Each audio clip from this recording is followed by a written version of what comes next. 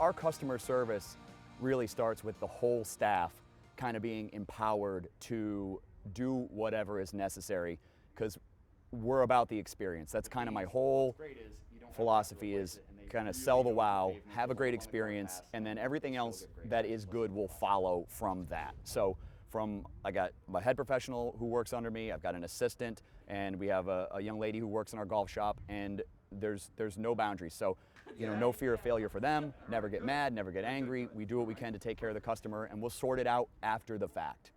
That's kind of how I try and see it.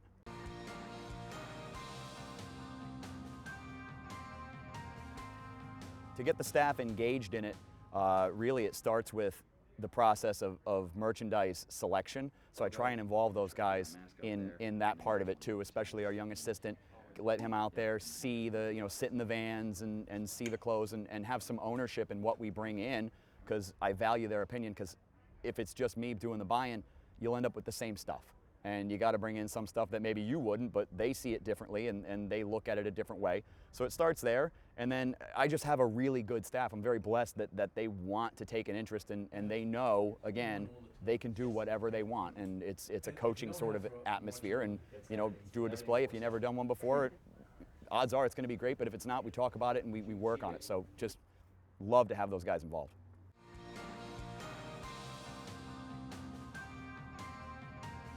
The restoration of the golf shop was kind of the main bullet point of my first year here. I mean, the structure itself has been around a long time.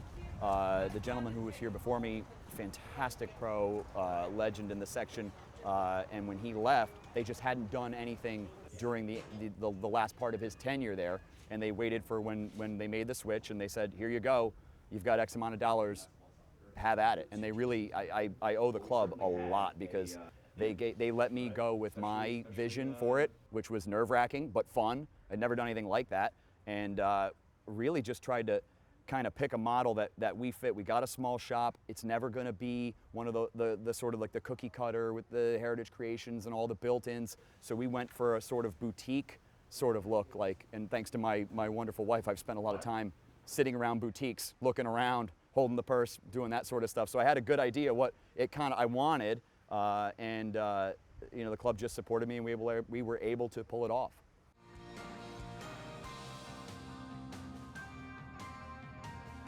The membership has been outstanding, super supportive.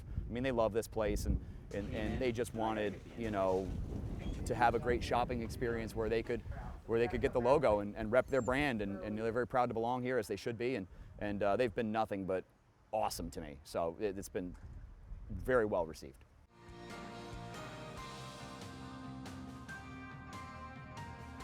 The list of people that I have to thank, it could probably fill this entire video. It was going to fill my entire speech. I've been very fortunate over the years. It starts with the membership here at the club. Again, just giving me the reins to do what I wanted to do, which was awesome. I've never owned my own shop before, so that was nerve-wracking. And so talking to guys like Dave Paget and Chris Brocious, who they answered my calls, my texts all the time. The renovation, Anthony Melizia did a renovation when he got to Bitterman. He was so helpful to me. And then, through my career, working with great people. Eric Schillinger was my first boss in the business, and he gave me all the groundwork for merchandising. And when I went to Overbrook, working with Lisa Boyle was awesome. She's awesome at what she does, and I'm super lucky to be able to call her a mentor and a friend to this day, to have people to lean on like that. And then, ultimately, for everything I do, I want to thank my family, and especially my wife, who is a huge part. Our the LCC is named after her, and she helps me with the lady stuff, with the men's stuff. She's great with that, and as well as everything else. I couldn't get by without her. So huge thanks to my wife, Danielle.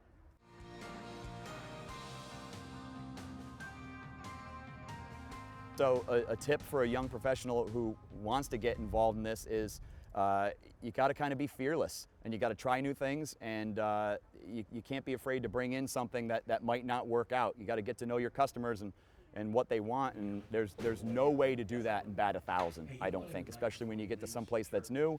You got to be observant, see what people are wearing. It's easier more than ever now. Strike up a conversation or see what social media and stuff, and kind of try some different things until you find your groove, but don't be afraid to fail. It's just a shirt you got to put on sale. It's not a big deal.